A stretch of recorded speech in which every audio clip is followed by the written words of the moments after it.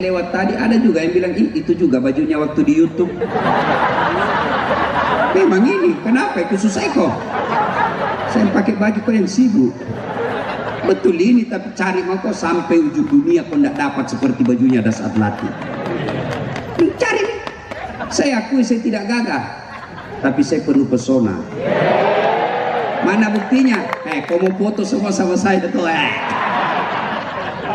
Ayo.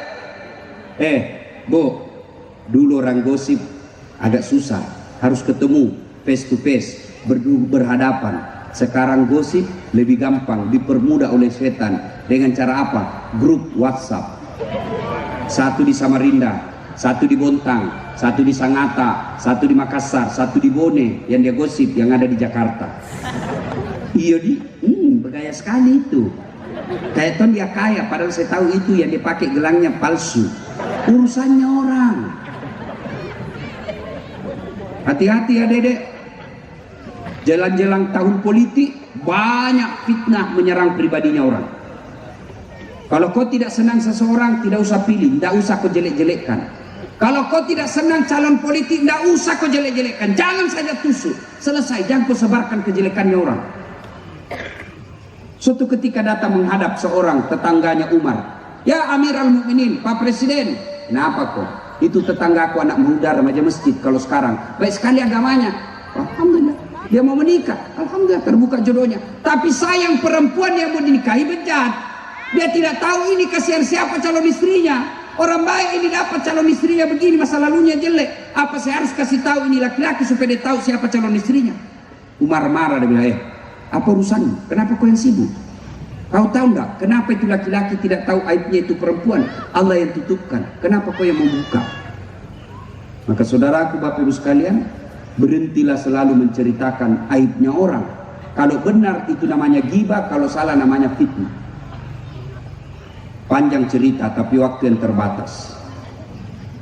Nabi lagi mencium, ada bau sangat harum yang sampai Nabi mengakui, barusan saya cium bau harum seperti ini. Jibril, siapa dia Jibril? Arwah para nabi? Bukan. Arwah malaikat? Roh malaikat? Bukan. Arwah para rasul? Bukan. Siapa dia Jibril? Jibril menjawab, itu rohnya Masyita. Tahu Masyita, Ibu? Tahu Masyita? Adik-adik tahu Masyita? Tukang sisirnya Fir'aun. Lagi dia sisir anaknya Fir'aun, jatuh sisirnya. Begitu jatuh sisirnya, Masyita berkata, La ilaha illallah, tiada Tuhan selain Allah. Anaknya Fir'aun dengar, Masyita, maksudmu apa? La ilaha illallah, tiada Tuhan selain Allah. Jadi bapakku kau pikir apa? Bapakmu raja, Tuhan Allah. Bahaya kau ini pikiranmu. Ku lapor kau. Lapor nih. Kau tidak takut, Siapa takut? Tapi tidak ada dalam kitab itu, tidak ada. Ini gaya aja Das Atlati supaya kau tidak ngantuk. Saya lapor sama bapakku. Lapor. Pergilah anaknya Fir'aun lapor sama bapaknya Fir'aun. Pace. Bapak, ada bahaya. Apa nak? Masa itu Masyita dia bilang kau bukan Tuhan? Masa? Iya. Panggil Masyita. Adili secara terbuka. Masyita, menurut intel kami dan anak saya, kamu mengaku ada Tuhan selain Allah. Ya, la ilaha illallah. Subversif, radikal, mengancam stabilitas negara. Kau perbaharui itu. Saya tidak mau. Kusiksa kau, terserah. Satpol. Andai saja ada Satpol waktu itu. Ya. Tapi ada lebih hebat sekarang, Satpam. Saya ceramah di depan Satpam, dia bilang apa? Alhamdulillah Ustaz, setelah baju kami ini seperti polisi, terangkat derajat kami. Kami dikira polisi Ustaz. Alhamdulillah. Saya bilang, tapi kau rugikan polisi. Polisi dikira Satpam.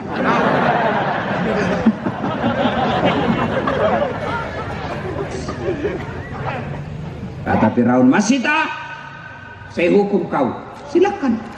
Nyalakan api, rebus air dalam tungku yang sangat besar. Masyita, kalau kau tidak mengubah keyakinanmu itu, saya rebus kau anakmu. Terserah. Orang tua macam apa kau? Masa kau tidak sayang sama anakmu? Kata Masita, Firaun. Jangan kau ajari saya cinta sama anak. Tidak mungkin saya tidak cinta sama anakku. Dia 9 bulan dalam perutku. Kulahirkan antara hidup dan mati. Saya cinta kepada anakku. Tidak mungkin saya tidak cinta. Lalu dia usap kepalanya anaknya. Anakku, kamu tahu bunda sangat mencintaimu. Tapi cintaku kepadamu nak, tidak boleh mengalahkan cintaku kepada Allah. Saya sayang kau nak, kita ketemu nanti di akhirat.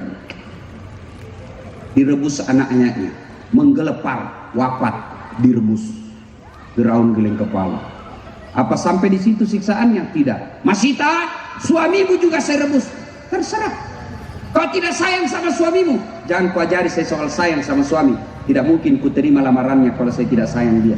Dia datangi suaminya dan berkata, Bang, kamu tahu betapa aku sangat mencintaimu, tapi cintaku kepadamu bang tidak boleh mengalahkan cintaku kepada Allah. Goodbye my darling.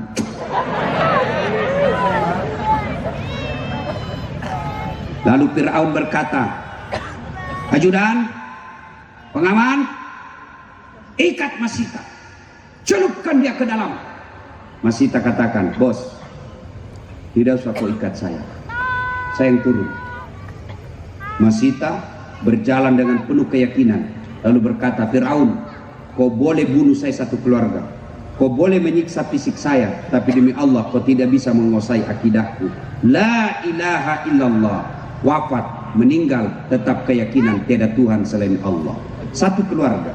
Apa balasannya? Sampai sekarang baunya tidak ada yang mengalahkan bau Masita di dunia ini. Kenapa? Mempertahankan kecintaannya kepada Allah. Baru-baru ini ada yang menghina kalimat tauhid, la ilaha illallah, kalimat azan. Ada yang marah? Ada yang marah dengan kalimat hinaan itu? Saudaraku, ada yang marah? Angkat tangan yang marah. Nah, ibu-ibu marah? Mantap.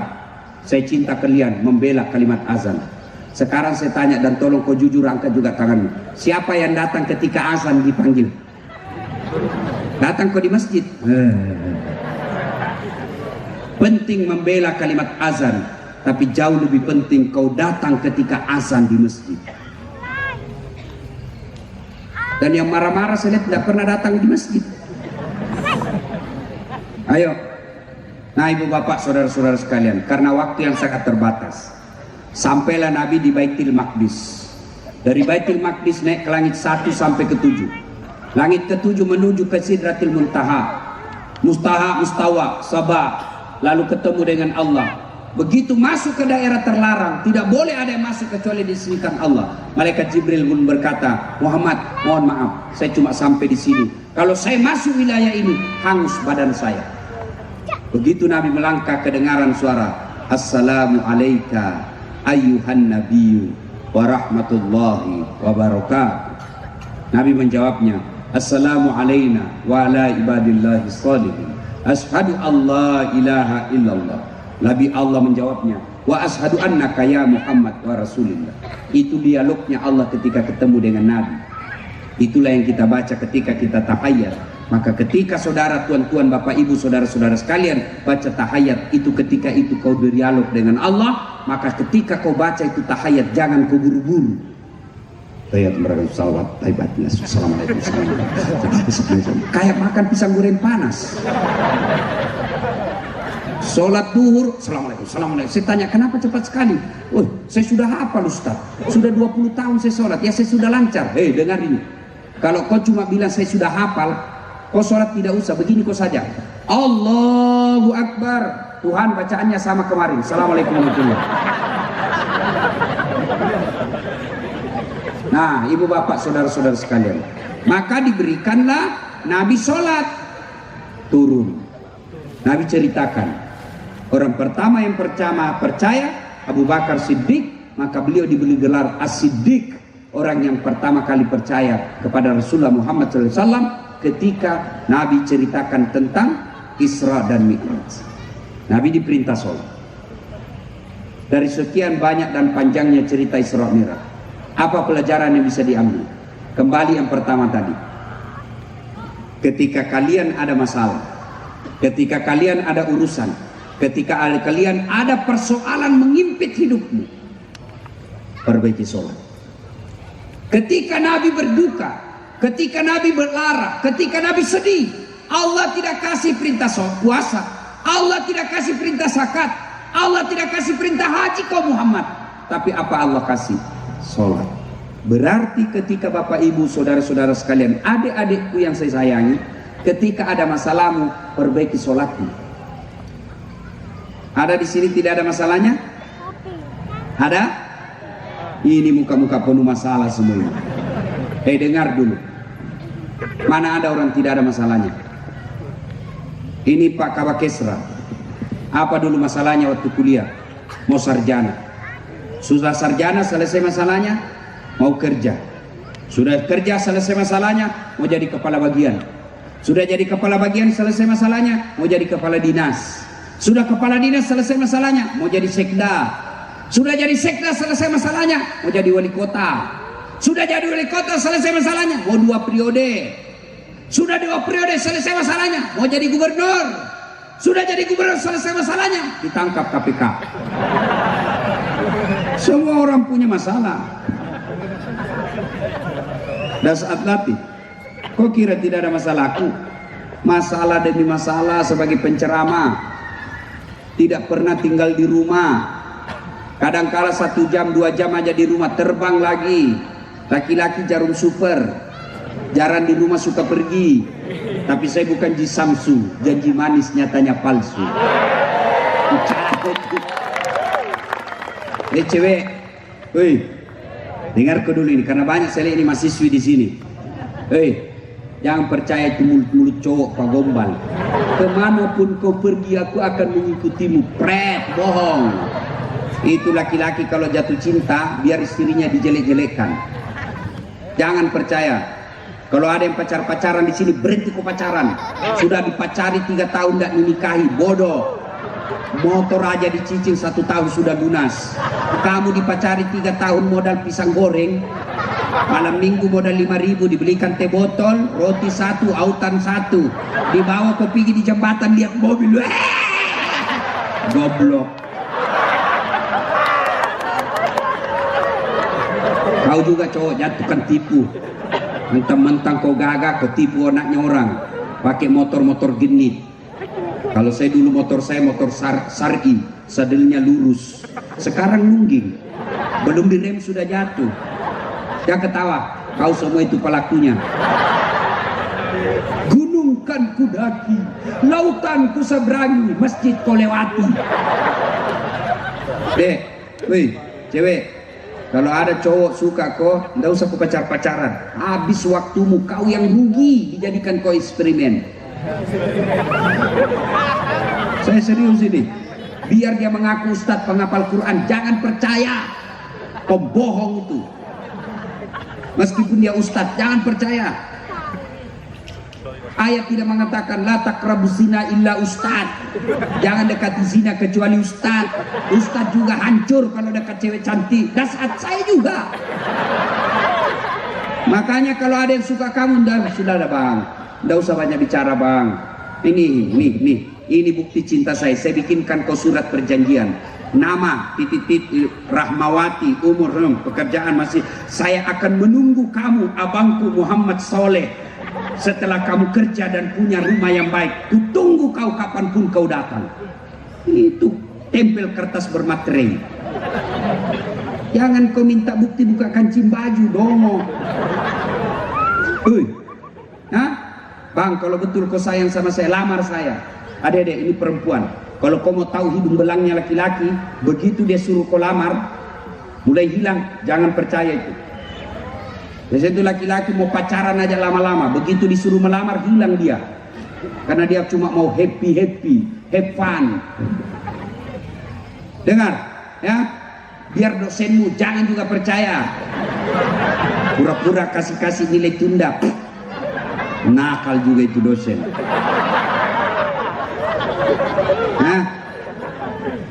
Nah, sudah perbaiki. Dan saat latih punya masalah ini. Semua orang punya masalah ini. Mana ada orang manusia tidak ada masalahnya? Itu rumah tangganya bahagia betul Ustaz. Kenapa kau tahu? Fotonya di Instagram romantis. Ya pastilah orang foto cuma 1 menit share setengah detik selesai. Masa dia baku foto, baku tarik rambut dia share fotonya? Belen-belen namanya itu. Dan saat latih kau kira tidak ada masalahnya? Masalah demi masalah kita hadapi. Kadangkala ditipu, kadangkala tidak dihargai. Sekarang ini yang paling banyak setelah saya viral, banyak janda-janda curhat. Ustadz, baru meninggal suamiku, tolonglah kasih saya doa-doa penenang. Saya walas lah WhatsAppnya, kasih doa-doa penenang. Lawa. Dia bilang, Ustadz, maukah Ustadz menjadi imam dalam hidup? Saya bilang, mohon maaf ibu, saya bukan imam, saya khatib. Salatullah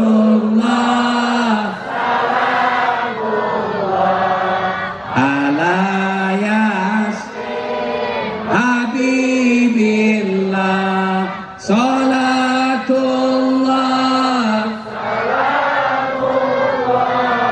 ala yasin habibillah. Insyaallah. Dek, kecil punya rumah, kecil jadi pegawai, kecil punya usaha, kecil buat Allah. Allah cuma minta dekati saya, dekati Allah, dekati Tuhanmu. Kecil yang kau minta itu tidak masuk akal saja Allah kasih, apalagi kalau ada jalannya. Perempuan mana bisa hamil kalau tidak pernah disentuh laki-laki? Bisa kalau Allah mau. Siti Maryam hamil tidak ada suaminya, lahir Isa alaihissalam. Cuma sekarang banyak juga perempuan mau saingan Siti Maryam. Belem-belem. Mana bisa manusia dibakar bisa hidup? Bisa kalau Allah mau. Ibrahim alaihissalam dibakar malah kedinginan. Mana bisa orang bisa hidup dalam perut ikan? Bisa kalau Allah mau. Nabi Yunus 40 hari dalam perut ikan. Apalagi kalau cuma mau sembuh penyakit, dapat jadi pegawai, kecil buat Allah. Saya bisa cerita begini, saya alami. Perbaiki aja sholatmu, dek. Kecil dunia ini, kecil dunia ini. Tapi kalau kau tidak sholat, duniamu lepas, akhiratmu apalagi. Adik-adik, akhwat, punya suami yang baik, tidak usah kau pacar-pacaran. Update status. Semoga dapat suami yang bisa jadi imam dalam hidupku. Pagi statusnya apa? OTW jogging. Siang-siang OTW yoga. Jalan lagi OTW 21. Mau dapat imam, di mana kau dapat imam di 21? Kalau mau dapat imam pesantren, pengajian. Kau juga anak muda, muda poya-poya, tua kaya raya, mati masuk surga. Kau kira ada orang dalam di surga bisa urus kau? Sholat aja baiki, sholat. Biarkan orang menghinamu ketika kau kuliah. Biarkan orang tidak menghitung orang tuamu ketika kalian masih sekolah. Tapi kalau kau sholatmu baik, kau yang angkat derajatnya orang tuamu. Tapi kalau kau tidak sholat, deh, mustahil. Itu Allah kasih contoh pelajaran dari Isra Mi'raj ini. Nabi lagi duka dikasih perintah sholat. Kalian lagi duka, kalian lagi ada masalah, kalian lagi sedih, perbaiki sholatmu. Saya sudah sholat Ustaz. Kau sholat tapi tidak ikhlas. Ayalah sholai, asar lagi, barusan duhur. Tidak ikhlas.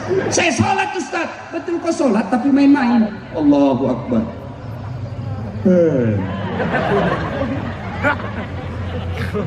Malik yaumid.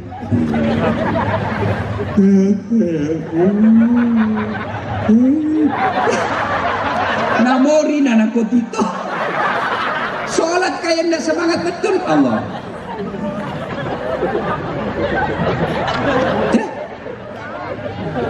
Allahu Akbar. Siapa ajar ke sholat pakai keju? Allahu Akbar.